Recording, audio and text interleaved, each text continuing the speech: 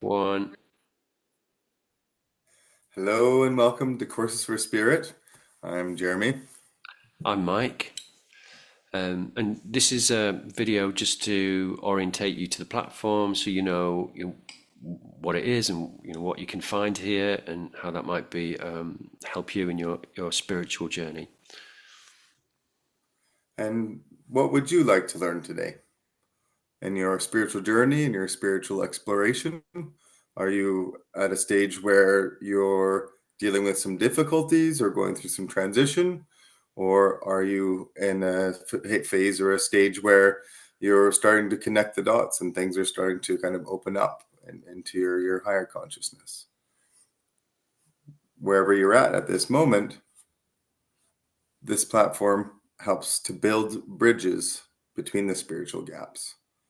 Often there's a disconnect between the kind of material, physical, kind of external 3D world, and there haven't been connections necessarily made to this spiritual world. Even though, in our experience, or at least I can say in my personal experience, there are spiritual things in everything. The whole world is built from spiritual energy. So, what we mean by bridging this spiritual gap is, there's a place inside each one of us that we're all working towards spending more and more time there and connecting with each other from that space. And often you can feel disconnected from that, so disconnected from something within yourself. So, Courses for Spirit as a platform is providing courses and community events to help you to shift into the knowing of what's here now. Maybe we'll just take a moment to do that. It's just becoming present, because in the present moment, you know that's where we find the things that we're seeking. So our courses are aimed to give you a lived experience of that and something that you can cultivate in your own life. Yeah. And so So bringing you practices, practices that will help give you an experience. Because one part is philosophy, right? Philosophical things, and being able to actually have an experience of something that is actually tangible to you, your own personal experience. That's something we'd like to do in building that bridge. We can read a lot about different spiritual things and philosophies and such. And here we're also helping you understand the philosophy behind it if we're exploring different things. And at the same time, connecting you with the ability to, you already have this spiritual part within yourself, we believe. So we try and help guide you to be able to connect with that in your own way, in your own time. And part of it also relates to nurturing the mental and emotional well-being, being able to do self-care, being able to understand there's a balance with, there's the mind, the body, and the spirit, and they're not separate things. They're all interconnected. And so by taking care of one, we're also helping to take care of the other and the other. And so altogether, nourishing and creating a kind of harmony. yeah, yeah. So for instance, let's just look at that. So nurturing mental and emotional well-being. What would be a transformative practice? Something that would help you do that, because you're probably aware or becoming increasingly aware that there's a voice in your own head that's speaking and commenting all the time. Now, the nature of the quality of that is, if that voice is really critical and finding fault in everyone and everything and in yourself, then that compromises your mental and your emotional health. The negative inner critic. So, an example of a transformative practice would be to be compassionate and kind as much as you can. The more we turn towards compassion and kindness, the more we do that over time, well, that inner voice, it starts to become more compassionate and more kind because it's been fed compassion and kindness. Yeah, so you can see how these spiritual practices they're really practical things that can that change what's happening inside of us.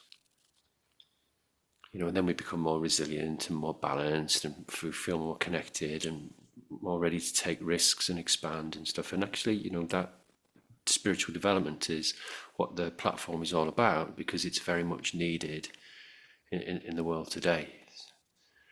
Should we have a look at? Should we just talk about some, this idea of cultivating inner harmony and some of the practices we can do that can help you do that? We've talked about kindness and compassion. It's something that the more you practice it, the more you have it. So you give it, but it's multiplied by giving. So that's one simple thing. I mean, what would be another example of a practice that can cultivate inner harmony, Jeremy? As there are several. One is known as practicing presence, and practicing presence may also have another name, mindfulness. Another may have another called meditation.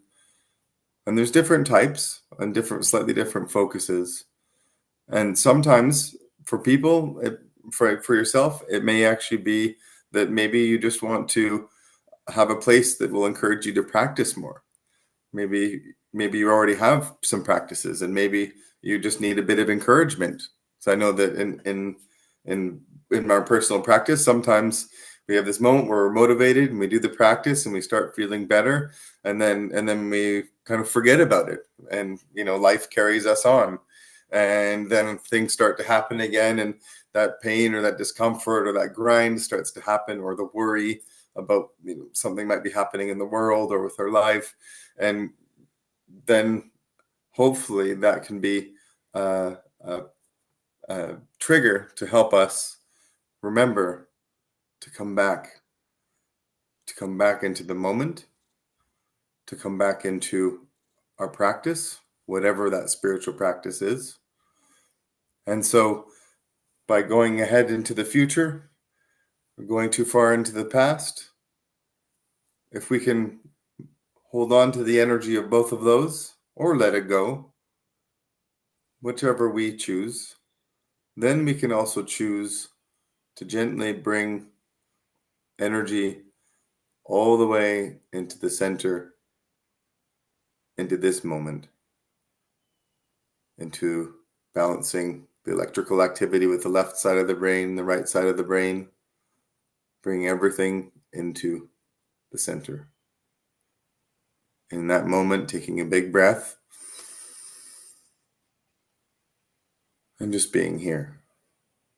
It's a way of bringing power of the past, power of the future, and bringing it right here into your very center, which is infinite and here. And that can bring a kind of inner harmony. And so there's many practices. Is there one that you think of, Mike? That one that's comes to mind? Well, no, I think this is an introduction to to the platform, so that that gives you a taste of some of the things that you can find in the various courses that are here. We're adding new courses as we go along, so that the library of courses keeps expanding, and the practitioners we're working with are expanding. So we're glad to have you here because you're joining us at the beginning, really at the beginning of our journey. Although Jeremy and I, we've been working on this project for several years. It's taken us a while to get it to where it's at now. And I think if you want to know more about the philosophy and the movement that we're part of, then if you check out our philosophy on the website, you can learn more about that. But I think we just want to talk a bit more about the kind of the main elements that you'll find in the courses as Yeah. they are at the moment. Yeah. Yeah. And the people that are joining us, that are teaching, they are passionate about the subjects they're teaching about, and they have real lived experience.